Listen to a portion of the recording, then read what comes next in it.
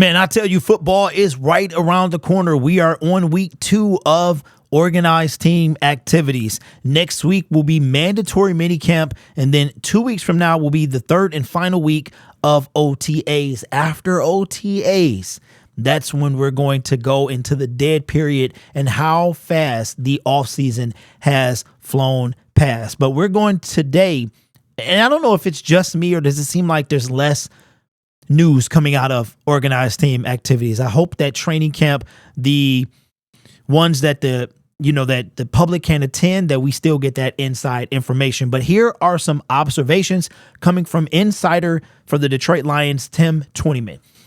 Rookie playmaker. I'll link this article in the description per usual so you can read all of it. I'll just highlight certain points. Cornerback Terrion Arnold made short work of a situational drill for the offense when he picked off a Jared Goff pass intended for wide receiver Jameson Williams along the left sideline on the first play, where the offense was starting at their own 47-yard line in a 14-14 game with 1 minute and 26 seconds left on the clock. Arnold made a great break on a comeback route from Williams and made a terrific catch. Goff made his way over to Arnold on the sideline to congratulate him and give him a high five. Arnold has looked good over the first 2 open OTAs practices, and that's why this guy was taken in the first round where he was. Now, again, I know my reaction, what it was.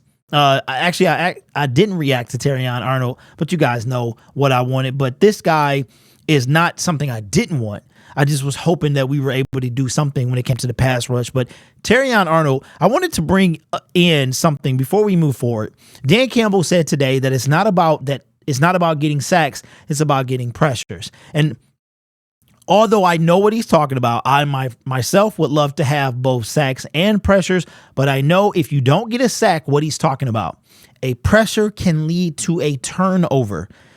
It is hard to get turnovers when your secondary is the likes of Jerry Jacobs and Cam Sutton, especially when they're chasing the receiver 10 out of 10 times, right? So a pressure, you can pressure a quarterback and touch a quarterback, alter their throw without creating a sack. I myself love everything. I love turnovers. I love sacks. I love defense. So I just want our defense to be better by any means necessary. If that means pressure's fine. If that means sacks, fine. Look, the proof will be in the pudding. He is the coach of the Detroit Lions. I am a dude sitting in my basement. So we'll see when the season gets here. As long as we win, I don't care if it's pressures or sacks, whatever the situation is. Looks like things got a little hot in training camp as well. According to TWENTYMAN, he said tempers flare. There were a couple minor skirmishes between offense and defensive linemen in the first 11-on-11 team period. After the second one, head coach Dan Campbell stopped the practice and brought everyone in to have a little talk. No more shenanigans followed. Defensive lineman Aiden Hutchinson, listen to this, was asked about it after practice, and he said it's part of, quote, changing the mindset, end quote, on the defense. I love this, changing the mindset on defense. Now, of course, we don't know what was there. We don't know what was happening. We weren't there.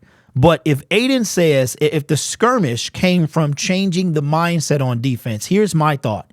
My thought is they were getting tired of getting pushed around last year. They were getting tired. They know what the media has. Their offense, the Detroit Lions offense, did all the work. The offense is what carried the team. And I think the defense took that to heart. Got into a little skirmish with the offense, said, hey, listen, you ain't so bad. You ain't so bad. You ain't nothing, right? And now they're starting to get that mentality.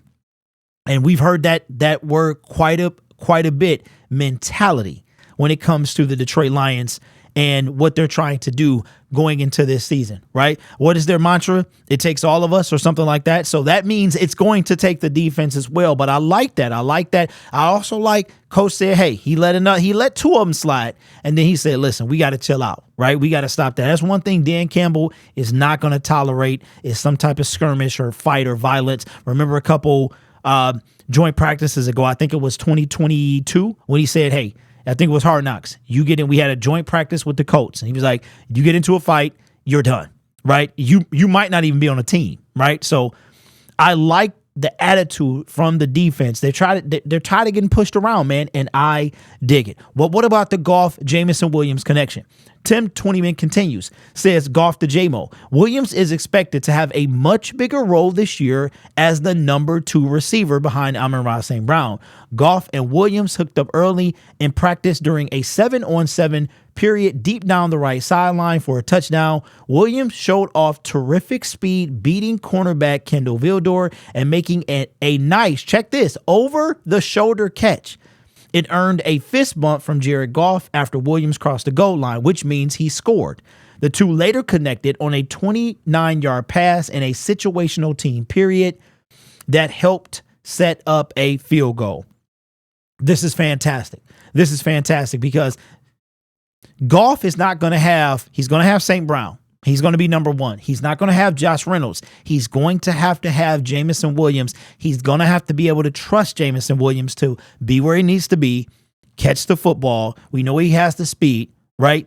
And we saw what he was doing at the end of last year. That is a big sign. And the fist bump and the connection, Goff has always been supporting of Jameson Williams, but I think now we're really going to see that connection thrive as they go into year 3. And again, J-Mo's first full offseason. He was hurt year 1 and then suspended year 2. He could not even practice with the team until the suspension was over. And if you remember, it was reduced by 2 games. We had another late game situation. Here's what Tim 20man had to say. Says, no time, no problem. Goff and the first team offense were put in a really tough situation by Campbell where they had to start at their own 30-yard line with just 24 seconds on the clock. So that is back on the opposite side of the field. It ended up being no problem for Goff and company. He connected with St. Brown for a 7-yard gain, and St. Brown was able to get out of bounds and stop the clock.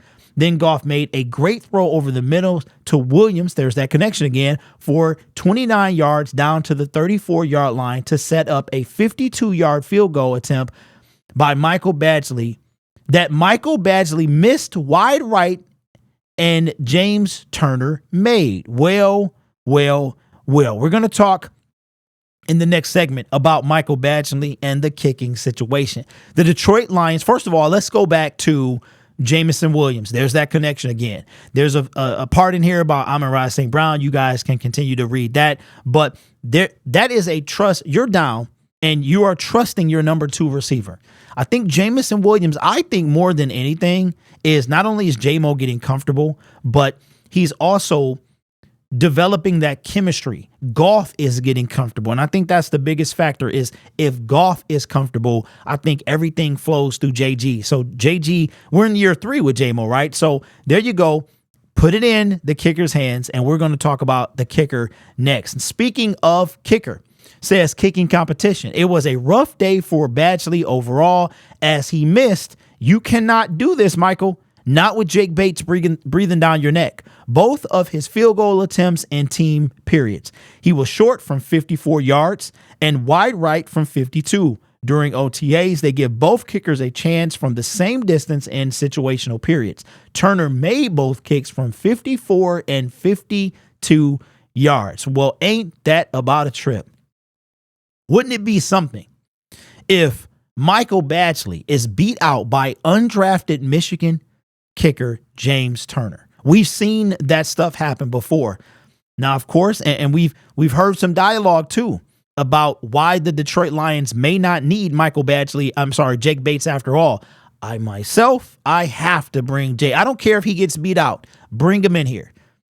If right now, and just think about this. Think about if Mike 54 yards. That distance sound familiar? That is the distance that Michael Badgley drilled against the LA Rams for us to help us win our first playoff game.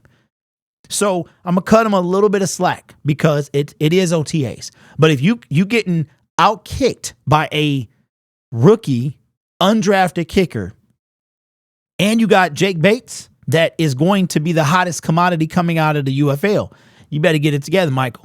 That's for sure, because we know the Detroit Lions kickers are expendable.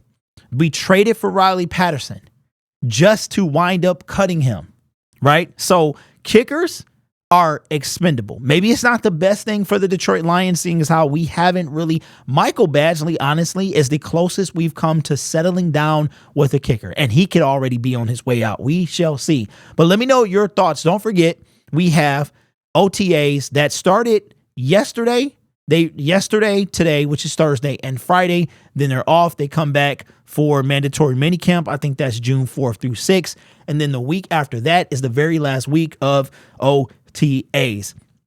And then we're going to have a little bit of a break. Now, I just want to be very clear because I don't want people I'm probably going to take a break because it's not going to be anything to talk about. It's really not. That you're talking about after OTAs is when everyone is on vacation. The beat writers, the coaches, everyone gearing up for the calm before the storm. So what we're probably going to do, I am 9.99% sure we are going to do this. We are going to do what we started doing last year, and we're going to react each game during the Detroit Lions. Now, the Detroit Lions 2023 NFL season. Remember, we played our 17 games. Then we played 3 playoff games. So that's a total of 20 games. So if I probably will do one every day or every other day. Last year, I got discouraged with numbers, which is that's a thing you kind of do. When you're YouTube, sometimes your numbers and subscribers and all that stuff, sometimes it weighs heavy on you.